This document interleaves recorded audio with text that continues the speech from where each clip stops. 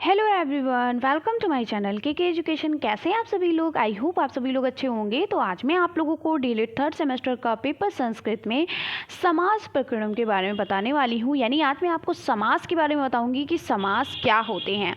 तो हिंदी में आपने बहुत अच्छे से समास पढ़ा है कि हिंदी में समास क्या होते हैं, वैसे ही आपको संस्कृत में पढ़ने हैं, बस थोड़ा सा डिफरेंस होता है। ठीक है, तो आज हम जानेंगे समास के बारे में, उनके प्रकार के बारे में, और प्रकार के अंतर्गत सारी चीज़ों को हम पढ़ेंगे धीरे धीरे। ठीक है, तो अगर आप पहली बार चैनल पर आए हो तो जल्दी से चैनल को सब्सक्राइब कर लो, साइड में बेल आइकन है उसको प्रेस कर लो, ताकि जब भी मैं कोई वीडियो अपलोड करूँ या लाइव क्लासेस लूँ आपको उसका नोटिफिकेशन मिलता रहे।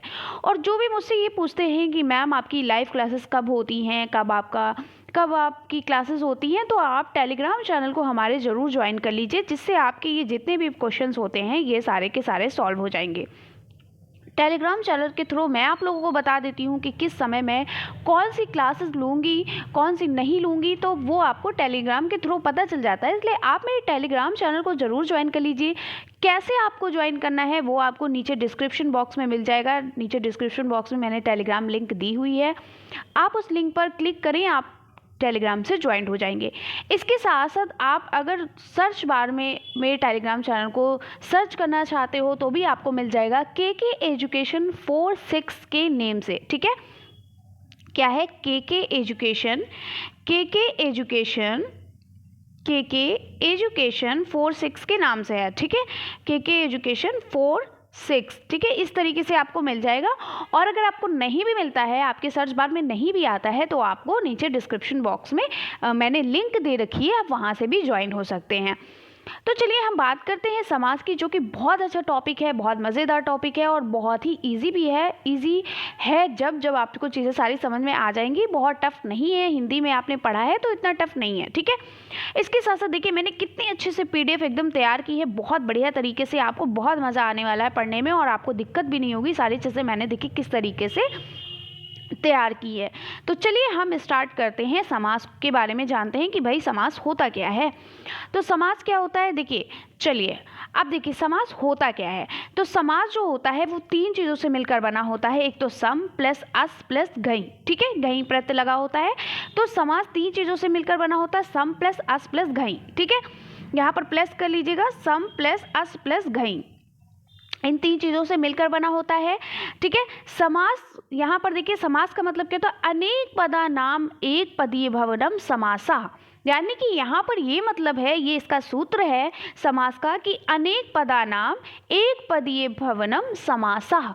यानी कि अनेक पदों का एक पद हो जाना ही क्या कहलाता है? समास कहलाता है। तो समास की परिभाषा क्या है? अनेक पदों का एक पद हो जाना ही समास होता है। ठीक है, संधि क्या होता है? संधि दो वर्णों के मेल से बनती है, समास दो पदों के मेल से बनता है। ठीक है, तो समास में क्या होता है? समास जो है पद विधि के द्वारा होती है। ठीक है, और संधि जो होती है वो किसके द्वारा होती है? आपकी संधि जो होती है वो वर्णों के मेल से होती है। तो समास क्या होता है? अनेक पदों का एक पद हो जाना ही क्या कहलाता है? समास कहलाता है। ठीक है, कैसे? चलिए हम आपको एग्जाम्पल के थ्रू समझाते हैं। जैसे कि क्या होता है, जैसे मैंने लिखा कि राज्ञा प्लस पुरुषा। मैंने क्या लिखा? राज्ञा प्लस पुरुषा। ठीक है, राज्ञा प्लस पुरुषा, ये लिखा हमने, राज्ञा धन पुरुषा। तो राज्ञा और पुरुषा को जब आप जोड़ोगे तो क्या मिल जाएगा? राजपुरुषा। क्या हो जाएगा? राजपुरुषा। ठीक है, राज्ञा मतलब राजा और पुरुष मतलब पुरुष। तो राज्ञा प्लस यानी राज्ञा धन पुरुषा को आप जब जोड़ोगे तो हो जाएगा राजपुरुषा।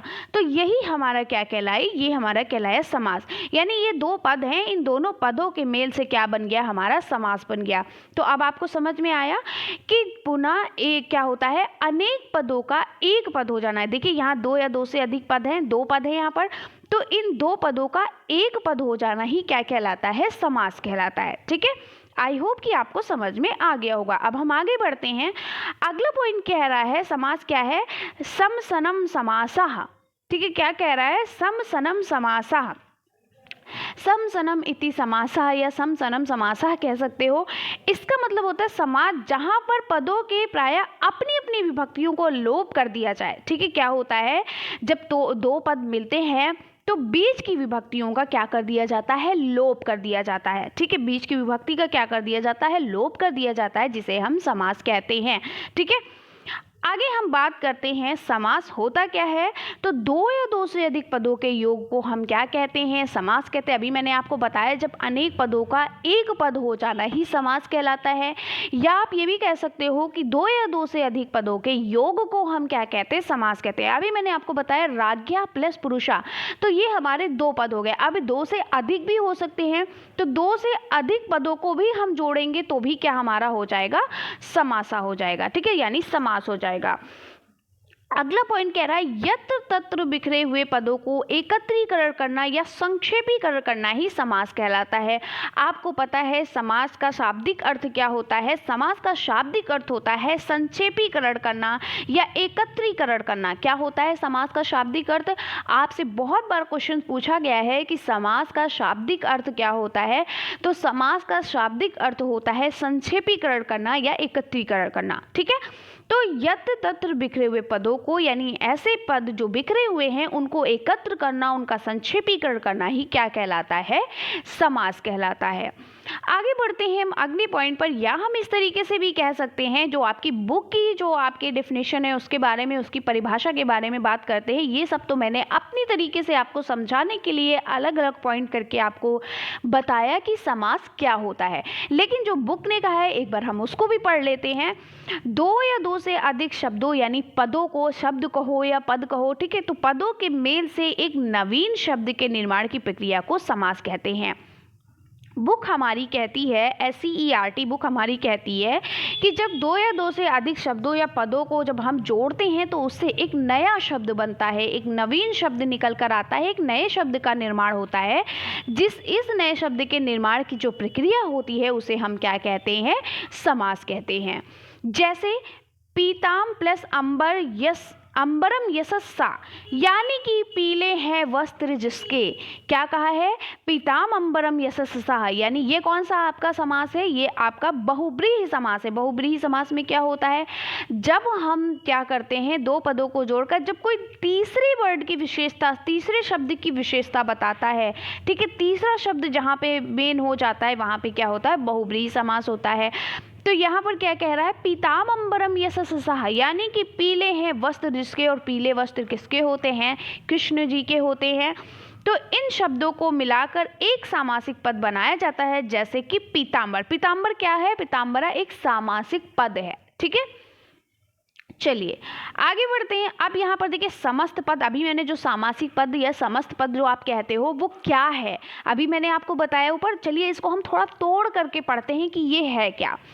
तो समस्त पद या सामासिक पद क्या होता है, समास के नियम से मिले हुए शब्द समूहों को समस्त पद कहते हैं। जैसे पीतांबर, पीतांबर क्या है, ये समस्त पद है। जैसे अभी मैंने कहा ना, यहाँ पर देखिए अभी मैंने कहा आपसे, सेम यही मैंने आपको डेफिनेशन बताई कि पीताम अंबरम यशस्सा, ये क्या है, ये आपके समास का एक नियम है, और वो नियम है बहुब्रीहि समास, और ये बहुब्रीहि समास के अंतर्गत आता है। तो उस नियम से मिलकर के जो हमारा शब्द निकलता है, जो हमारा पद निकलता है, जो हमारा समास निकलता है, उसी को हम सामासिक पद कहते हैं। यानी पीताम अंबरम यशस्सा का मतलब हो गया पीतांबरा। ठीक है, तो ये हमारा पीतांबरा क्या है, ये एक समस्त पद है, यानी सामासिक पद है। अगर क्वेश्चन आपका समस्त पद कहता है तो भी यही बात होगी, और सामासिक पद कहता है तो भी आपको यही लिखना है और बताना है। ठीक है, आंसर में। चलिए अब हम बात करते हैं विग्रह की। अभी आपने पढ़ा समास, समास विग्रह आपने बुक में, समास विग्रह के बारे में आप जानते होंगे। समास के बारे में हमने पढ़ लिया, अब हम विग्रह के बारे में पढ़ते कि ये विग्रह क्या है। ठीक है, तो विग्रह क्या होता है, दो या दो से अधिक पदों के अलगाव को हम विग्रह कहते हैं। ठीक है, दो या दो से अधिक पदों के अलगाव को हम क्या कहते हैं, विग्रह कहते हैं। समास का मतलब होता है एक करना, और विग्रह का मतलब होता है अलग अलग। जैसे समास में क्या होता है, हमने कहा राज्ञा प्लस पुरुषा, तो राज्ञा धन पुरुषा को जब हम जोड़ेंगे तो वो हो गया राज्ञा राज पुरुषा। तो राज पुरुषा आपका क्या हो गया, समास हो गया। और अगर हम कहें राज्ञा धन पुरुषा तो वो क्या हो गया, आपका विग्रह हो गया। समझ में आ गया। तो दो पदों को तोड़ देना विग्रह हो गया, और दो पदों को जोड़ देना या दो से अधिक पदों को जोड़ देना क्या कहलाएगा? समास कहलाएगा। तो आई होप कि आपको अच्छे से समझ में आ गया होगा, और अगर समझ में आया है तो जल्दी से लाइक करके मुझे बताओ कि आपको समझ में आ गया है। और वीडियो बिल्कुल स्किप मत करिएगा, एंड तक बस सुनते रहिएगा ध्यानपूर्वक, आपको सारी चीज़ें धीरे धीरे धीरे धीरे समझ में आ जाएंगी। ठीक है, चलिए, तो दो या दो से अधिक पदों के अलगाव को हम क्या कहते हैं? विग्रह कहते हैं। जैसे हमने कहा राज्ञः, हमने क्या कहा था? राज्ञः पुरुषः। ठीक है, राज्ञः पुरुषः, राज्ञ पुरुषः, ये आपका क्या है? ये हो गया विग्रह। और हम अगर इसी को जोड़ देते हैं, हम कहेंगे राजपुरुषः, तो ये हो गया हमारा समास। ठीक है, चलिए अब हम बात करते हैं विग्रह की, जो आपके बहुत क्वेश्चन ये पूछा जाता है। और आपको एक बात बता दूं, मैं जो भी चीज़ें पढ़ाती हूँ वो डीएलएड के ही लिए ही नहीं, बल्कि आपके आगे जो भी आप कॉम्पिटिटिव एग्जाम्स देते हो, टीचिंग से रिलेटेड या कुछ भी जो एग्ज़ाम दे रहे हो आप लोग, ठीक है, जो भी एग्ज़ाम देते हो उसमें भी ये आपके बहुत ही काम आएगी। देखिए, विग्रह दो प्रकार के होते हैं, एक तो आपका होता है लौकिक विग्रह और दूसरा होता है अलौकिक विग्रह। तो लौकिक विग्रह क्या होता है, चलिए इसके बारे में जानते हैं। तो लौकिक विग्रह क्या होता है? जिन पदों का अलगाव विभक्तियों में किया जाता है। किसमें किया जाता है? विभक्तियों में किया जाता है, यानी जिन पदों को हम अलग करते हैं किसके माध्यम से? विभक्तियों के माध्यम से, तो वो हो गया लौकिक विग्रह। ठीक है, जैसे हमने कहा राज्ञः पुरुषः, यानी राजा का पुरुष। ठीक है, तो ये का क्या है? इसके बीच में जो का है वो क्या है? विभक्ति है, तो ये हो गया राजपुरुषः। ठीक है, तो इस तरीके से क्या हो गया? ये लौकिक विग्रह हो गया। अलौकिक विग्रह क्या होता है? जिन पदों का अलगाव सुप आदि प्रत्ययों में किया जाता है वो अलौकिक विग्रह कहलाते हैं।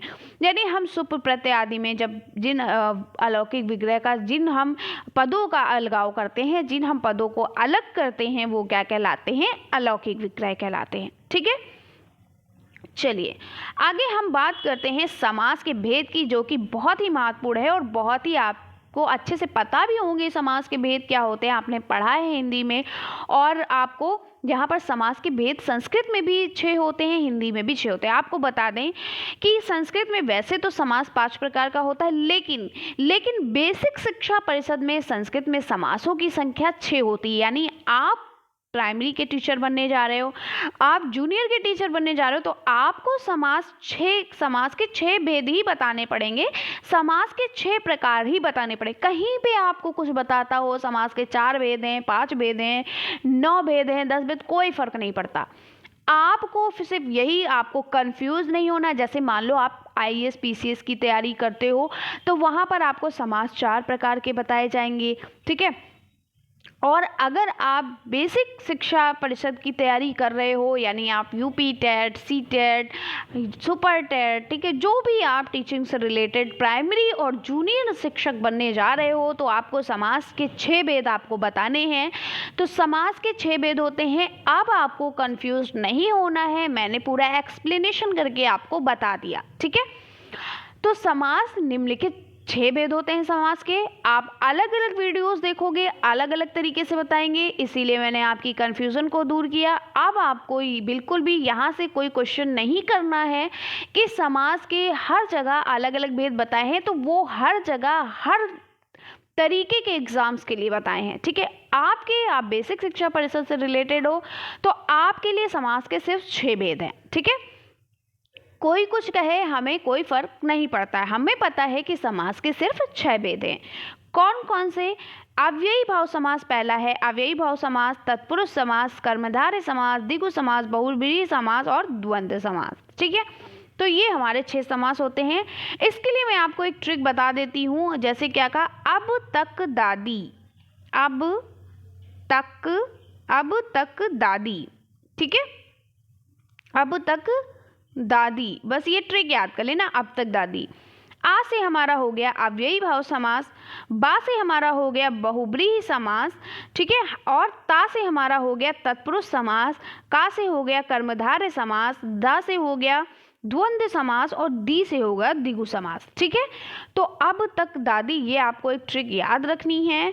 क्या याद रखनी है? अब तक दादी। ठीक है, ये आपको ट्रिक याद रखनी है। तो आ से हो गया हमारा अव्ययी भाव समास, बा से हो गया बहुब्रीहि समास, ता से हो गया हमारा तत्पुरुष समास, ठीक है, और का से हमारा हो गया कर्मधारय समास, दा से हमारा हो गया द्वंद्व समास और दी से हमारा हो गया द्विगु समास, ठीक है। इस तरीके से आपको याद रखना है। अगर आप भूल जाते हो तो हमारे कितने भेद होते हैं समास के, ये कितने प्रकार होते हैं, 6 होते हैं। अव्ययी भाव समास, तत्पुरुष समास, कर्मधारय समास, द्विगु समास, बहुब्रीहि समास, द्वंद्व समास, ठीक है। चलिए अब हम एक एक करके सभी समास के अंतर्गत पढ़ते हैं कि अव्ययी भाव समास क्या होता है, तत्पुरुष समास क्या होता है, कर्मधारय समास क्या होता है, द्विगु समास क्या होता है, बहुब्रीहि समास क्या होता है और द्वंद्व समास क्या होता है, ठीक है। तो एक एक करके हम सारे समास के बारे में पढ़ते हैं। तो हम सबसे पहले पढ़ते हैं अव्ययी भाव समास, ठीक है। किसके बारे में पढ़ते हैं, अव्ययी भाव समास के बारे में। तो अव्ययी भाव समास का देखिए, आपको संस्कृत में क्या है, हिंदी में आपको डायरेक्ट सारी चीज़ें पढ़नी होती हैं, संस्कृत में आपको सबके सूत्र याद करने होते हैं। बिना सूत्र के आप कुछ नहीं कर पाओगे, ठीक है।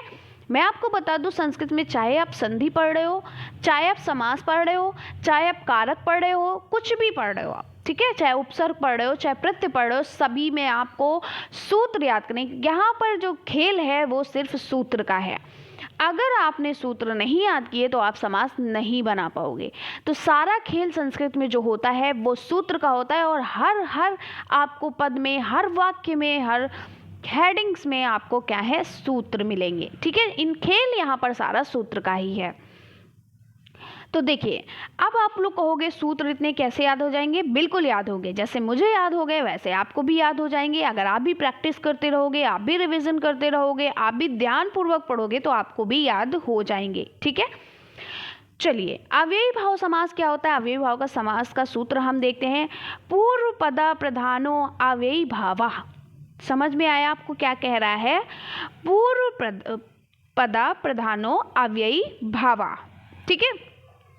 यानी कि हम यहाँ पर ये कह सकते हैं कि जिसमें पूर्व पद प्रधान हो, ठीक है, यानी कि ऐसा शब्द जिसमें पूर्व पद प्रधान होता है उसे हम अव्ययी भाव, यानी ऐसा समास जिसमें पूर्व पद प्रधान होता है उसे हम क्या कहते हैं, अव्ययी भाव समास कहते हैं।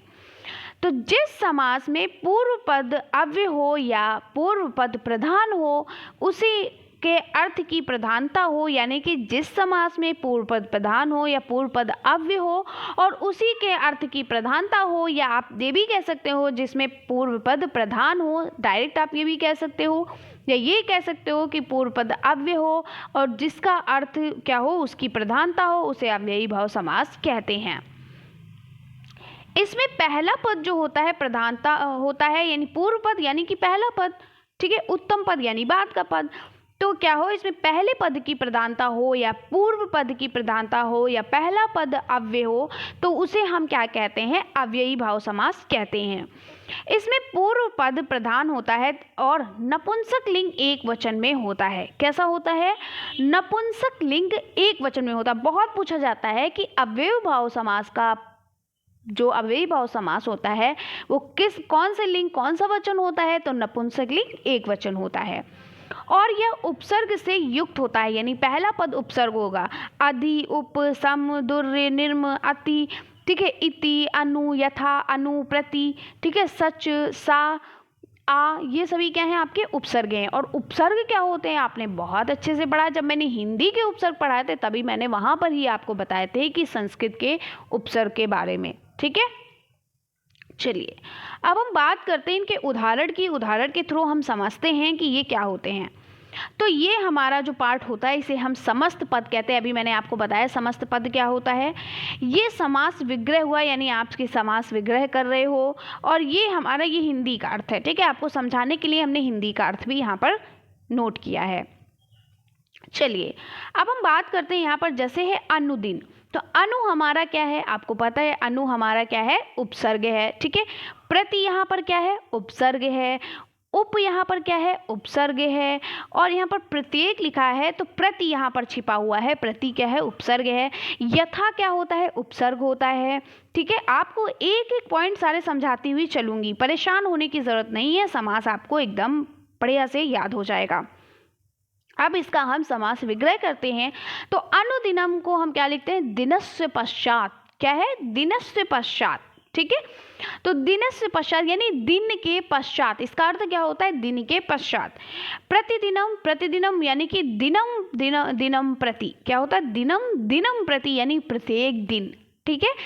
उपतटम मतलब होता है तटस्थ समीपे, क्या होता है, इसको हम बोलते हैं तटस्थ समीपे। इसका हम समास विग्रह करेंगे तो हो जाएगा तटस्थ समीपे। और तटस्थ समीपे का इसका मतलब क्या होता है, तट के समीप यानी तट के पास। अब प्रत्येक, प्रत्येक का मतलब क्या होता है, प्रत्येका, प्रत्येका का मतलब क्या होता है, एकम एकम प्रति, आप लिखते हो ना प्रत्येक यानी प्रति एक, ठीक है। तो एकम एकम प्रति यानी हर एक, ठीक है। ठीक है। यथा कामम यानी कामम अंतिक्रम, ठीक है, यानी काम के अनुसार। तो ये हमारे हैं ये हमारे क्या है, आपके कौन से समास है, अव्ययी भाव समास, जिनमें उपसर्ग पहले आता है, यानी कि पहला पद यानी पूर्व पद आपका क्या होता है, ये देखिए पहला पद आपका क्या है, प्रधान है। तो पूर्व पद आपका प्रधान होता है, पूर्व पद ही आपका अव्यय होता है, पूर्व पद ही आपका मेन होता है। तो और पूर्व पद जो होता है उपसर्ग युक्त होता है, जिसे हम क्या कहते हैं, अव्ययी भाव समास कहते हैं, ठीक है। समझ में आ गया आप लोगों को। चलिए अब हम बात करते हैं अगले समास। अब देखिए एक आपका यहाँ पर कुछ, यहाँ पर देखिए, यहाँ पर आपका बहुत ही इंपॉर्टेंट पॉइंट बताने जा रही हूँ, यूपी टेट, सी टेट और आपके डीएलएड से संबंधित, ठीक है। और सुपर टेट में भी आपके बहुत काम आने वाला। आप अगर मेरे संस्कृत के नोट्स बना लेंगे तो यकीन मानिए आप लोगों का संस्कृत बहुत अच्छे से तैयार हो जाएगा, डीएलएड के लिए नहीं बल्कि यूपी टेट, सी टेट के लिए भी। मैं चाहती तो आपके सिर्फ डीएलएड के थ्रू ही जो भी चीज़ें इंपॉर्टेंट हैं वो आपको पढ़ा सकती थी, लेकिन मेरा मेन मोटिव है कि आप एक बार संस्कृत पढ़ो तो सब जगह आपकी काम आए, ठीक है। तो सारी चीज़ें मैं आपको एकदम फ्री में दे रही हूँ, सारी क्लासेस कोई फ्री में इतनी अच्छे से नहीं देगा जितना मैं आपको दे रही हूँ, क्योंकि सारी चीज़ें मैंने यहाँ पर नोट की है, ठीक है। अब देखिए यहाँ पर है नदी भिष्य। अब ये नदी भिष्य का मतलब क्या होता है कि नदीवाची पद के पहले अगर संख्यावाची पद हो तो वहाँ पर अव्ययी भाव समास हो जाता है। वेरी वेरी इंपॉर्टेंट, बहुत क्वेश्चन पूछा जाता है, बहुत ज़्यादा, ठीक है। अगर आप सीटेट की तैयारी कर रहे हो तो समझ लीजिए बेस्ट है। तो नदी भिष्य देखिए संख्यावाची आपका एक समास होता है आपका द्विगु समास, ठीक है। तो द्विगु समास वो होता है जिस समास के पहले क्या होता है, जिस जो पहला पद क्या होता है, संख्यावाची होता है, यानी पूर्व पद जो होता है संख्यावाची होता है।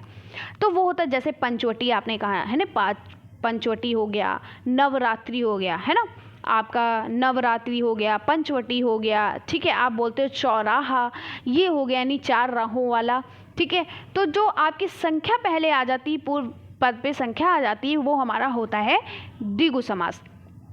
लेकिन यहाँ पर अपवाद है। अपवाद ये है कि देखिए अब आपका जैसे यहाँ आ गया पंचगंगनम, ठीक है, यानी कि पंचा नाम गंगा नाम समाहारा, ठीक है। पंचगंगनम मतलब होता है पंचा नाम गंगा नाम समाहारा, ठीक है।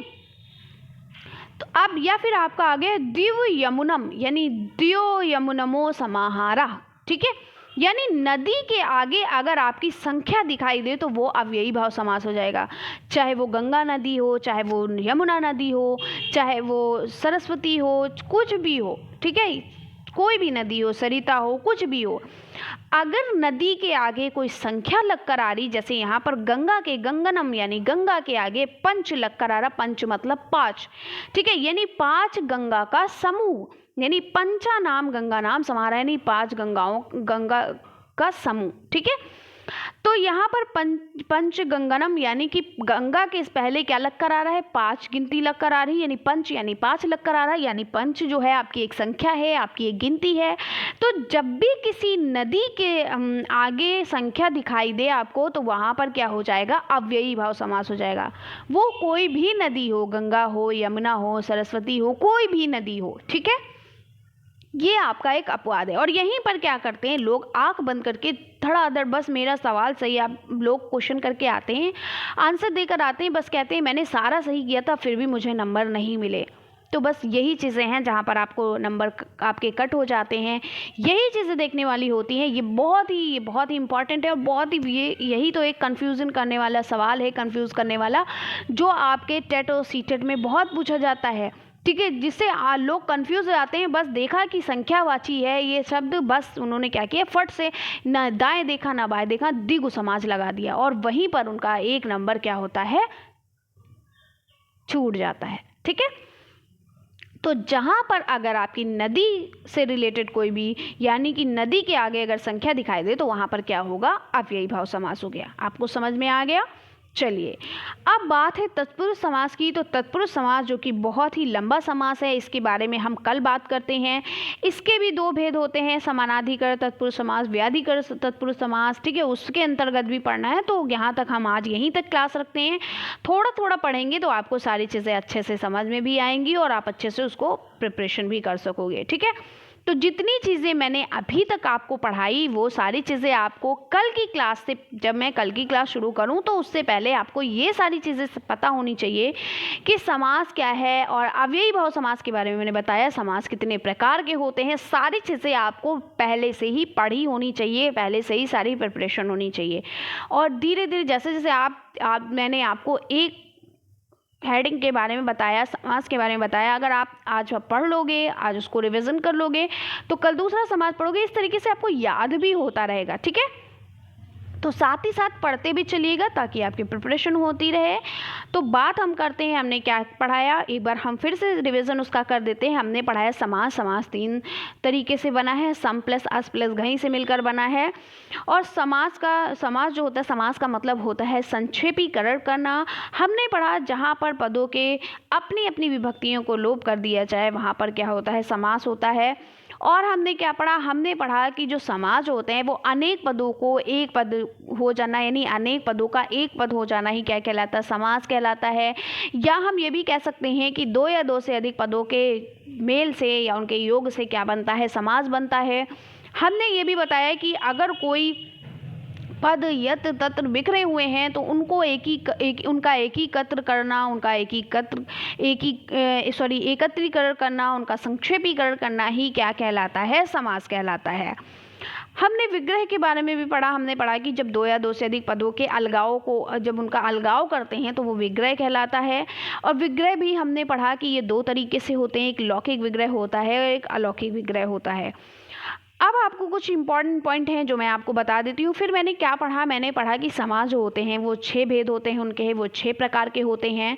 कौन कौन से होते हैं, अव्ययी भाव समास, तत्पुरुष समास, द्वंद्व समास, ठीक है, द्विगु समास, और क्या होता है आपका क्या बोलते हैं, कर्मधारय समास। ठीक है, क्या पढ़ा, पहला अव्ययी भाव समास, दूसरा तत्पुरुष समास, तीसरा कर्मधारय समास, चौथा आपका होता है द्वंद्व समास, पांचवा आपका होता है द्विगु समास, और छठा होता है बहुब्रीहि समास। ठीक है, तो 6 समास के भेद हमने पढ़े। और हम आपको कुछ और भी इंपॉर्टेंट पॉइंट बता देते हैं। जैसे हम समास जो होता है ये क्या होता है, ये पदों में होता है। जैसे संधि आपकी वर्णों में होती है, वैसे समास जो होता है ये पद विधि होता है। कौन सी विधि होता है, पद विधि, यानी 2 पदों के मेल से बनता है, इसलिए ये कौन सी विधि होती है, पद विधि। जिससे बहुत ज़्यादा क्वेश्चन ये वाला पूछा गया है कि समास पद विधि होती है या वर्ण विधि होती है, तो समास क्या होती है, पद विधि होती है। ठीक है, और अगर आपसे पूछा गया कि जब हम 2 पदों के को अलगाव करते हैं या 2 पदों को अलग अलग करते हैं तो वो क्या कहलाता है, विग्रह कहलाता है। ठीक है, समास क्या होती है, पद विधि होती है। समास जो होता है वो क्या होता है, अविकारी होता है। अगर आपसे पूछा जाए समास विकारी होता है या अविकारी होता है, तो ये भी एक बहुत अच्छा पॉइंट है कि समास जो होता है वो अविकारी होता है। ठीक है, तो इतनी सारी चीज़ें आपने पढ़ी। आई होप आपको सारी चीज़ें बहुत अच्छे से समझ में आ गई होंगी। कल हम बात करते हैं तत्पुरुष समास की। और जो बहुत ज़्यादा इंपॉर्टेंट पॉइंट जो एक बार और मैं रिवाइज आपको करा दूं, नदी विषय, यानी इसका मतलब ये है कि नदीवाची पद के पहले अगर संख्यावाची पद हो, यानी नदी के पहले अगर कोई संख्या लगी हो, संख्यावाची पद आता हो, तो वहाँ पर अव्ययी भाव समास हो जाता है, ना कि द्विगु समास। ठीक है, जैसे हमने उदाहरण में भी आपको बताया, पंचगंगनम, यानी गंगा नदी से पहले 5 आपका संख्या 5 आई है। पंच यानी संख्या है आपकी, ये 5 संख्या आई है तो संख्या लगी है, यानी ये कौन सा समास होगा, अव्ययी भाव समास होगा। तो कैसी लगी वीडियो, कमेंट्स में ज़रूर बताइएगा। आई होप कि आपको सारी चीज़ें स्टेप टू स्टेप आपको समझ में आ गई होंगी और आपने बहुत अच्छे से समझ लिया होगा। तो चलिए फिर हम मिलते हैं इसी तरीके से नेक्स्ट वीडियो में, नेक्स्ट समास के साथ, यानी समास नंबर 2 आपका जो है तत्पुरुष समास, इसके साथ मिलते हैं। तब तक के लिए खुश रहिए, प्रसन्न रहिए और सारी चीज़ें रिवाइज करके आइएगा। मिलते हैं फिर हम नेक्स्ट वीडियो के साथ। तब तक के लिए बाय बाय, टेक केयर।